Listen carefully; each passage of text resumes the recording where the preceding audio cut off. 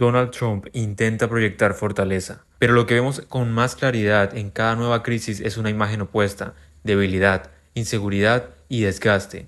En los últimos días, esta contradicción quedó expuesta nuevamente tras el choque con el gobernador demócrata de Maryland, Wes Moore. Lo que comenzó como un cuestionamiento a la militarización de Washington terminó en una demostración del deterioro político y personal de Trump, amplificado por sus propios desvaríos en redes sociales. El discurso de Trump sigue girando en torno a la idea de fuerza y control, pero cuando esta situación se confronta con muchos hechos en concreto, lo que emerge es un vacío. Gavin Newsom lo señaló en su momento: Trump construyó un aparato de seguridad personal más caro a una guardia privada que a un cuerpo institucional comprometido a la Constitución. Esa advertencia, que parecía exagerada para algunos, hoy se conecta directamente con el intento de Trump de normalizar la presencia de la Guardia Nacional en ciudades en donde no existía una justificación clara. Police force in the world, when they're done with this, all that funding and that big beautiful portrayal allows more resources for this private police force that increasingly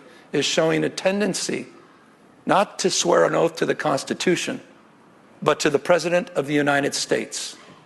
And he'll be sending them to voting booths and polling places all across this country. This is a real and serious moment in U.S. history. And by the way, I say that as an American, not as a Democrat. Every Republican should be ashamed about this and scared to death about not just these authoritarian tendencies, but these authoritarian actions by the president. He is weak. He's weakness masquerading as strength, and that makes him more dangerous.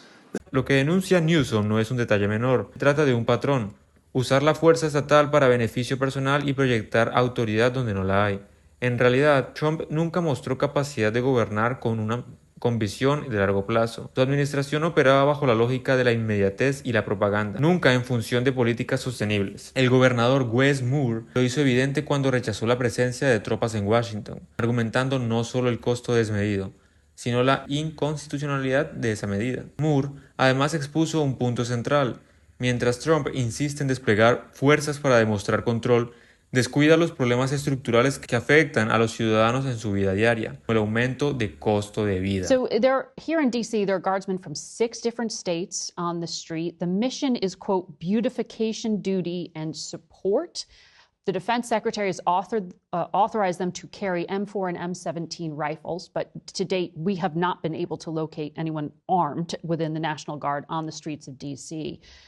Why, though, are you so opposed to this deployment? One, it is not sustainable. You cannot continue this type of pace of operations, particularly when it's costing over $1 million a day in order to do this. The second, it's not scalable. You're not going to be able to do this in every single major American city, particularly when many of the cities that have the highest crime rates are the places that have actually deployed their National Guards to Washington, D.C. So who's going to go do the work in their cities?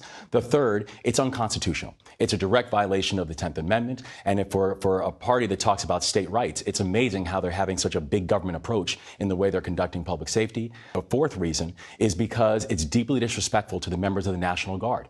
You know, as someone who actually deployed overseas and served my country in combat, to ask these men and women to do a job that they're not trained for is just deeply disrespectful. And so when we're thinking about all of these lasting factors, when we're thinking about the fact that it serves as a distraction from the fact that the president's disastrous economic policies are making everything more expensive for everyday Americans and making life harder for everyday Americans, there is a multitude of reasons that I am against this and I will not authorize.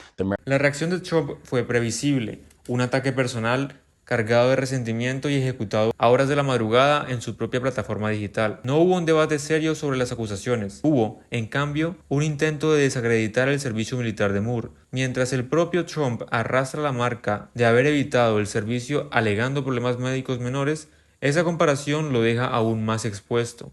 Un presidente que nunca sirvió, cuestionando a un veterano de guerra por un error administrativo. Este episodio confirma dos dinámicas. Primero, que Trump vive en un ciclo permanente de confrontación, donde la respuesta nunca es política sino personal, que ese comportamiento ya no proyecta autoridad sino fragilidad. Sus mensajes erráticos en la madrugada son interpretados como síntomas de desgaste, no como estrategias de liderazgo. Y si algo faltaba para completar el cuadro fue la sobrereacción de su administración en un caso menor, la detención de un manifestante que arrojó un sándwich a un agente federal. En circunstancias normales, ese incidente habría pasado desapercibido. Sin embargo, la Casa Blanca lo convirtió en una pieza propagandística con despliegue de fuerzas especiales, como si se tratara de un operativo antiterrorista. El resultado fue ridículo. Un jurado se negó siquiera a presentar cargos graves, desmontando todo.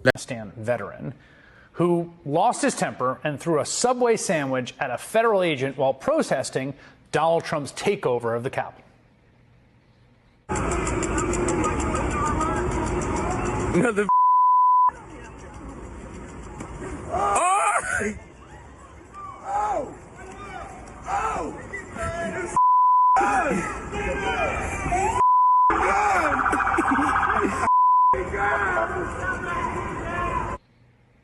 That happened earlier this month. Dunn was initially detained and then released. Now, I think it is not a good idea to throw sandwiches at people. I don't think Dunn should have done that.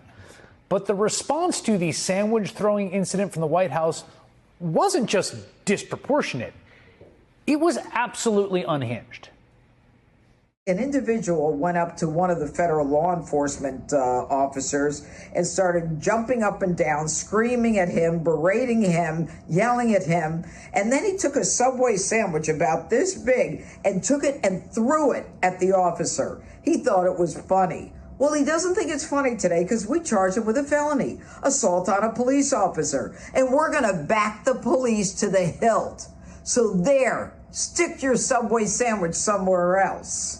According to local news report, Dunn repeatedly tried to turn himself in upon seeing what a big deal the White House was making over his case, but he was unsuccessful. Instead, his arrest was the subject of one of the most deranged propaganda videos I've ever seen in my life, certainly ever seen put out by the U.S. government. It looks like a scene from Narcos or maybe a Paul Verhoeven film like RoboCop. What appears to be about a dozen heavily armed FBI agents and U.S. Marshals with body armor and riot shields storming a luxury condo building in Washington's West End to detain a guy in jeans who is obviously not resisting in any way, all because he is accused of throwing a sandwich. And here's the kicker. Today we learned that federal prosecutors were not able to convince a grand jury to charge him with a felony. A group of his peers simply refused to buy the government's ginned-up case. And to be clear, in normal times, it is extraordinarily rare for a grand jury to refuse to approve an indictment. The deck is heavily stacked towards the prosecutors in these situations. There's the old cliche, right? You could get a grand jury to indict a ham sandwich.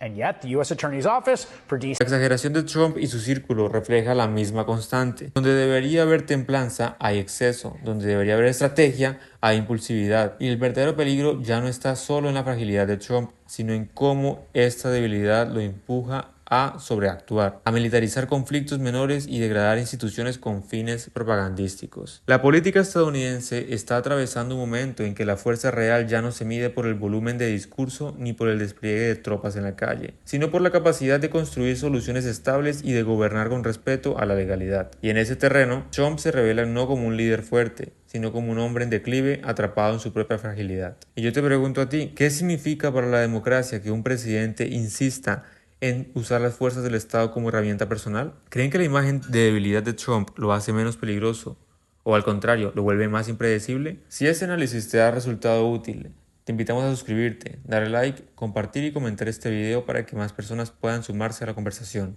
Esto es Rumor de Estado.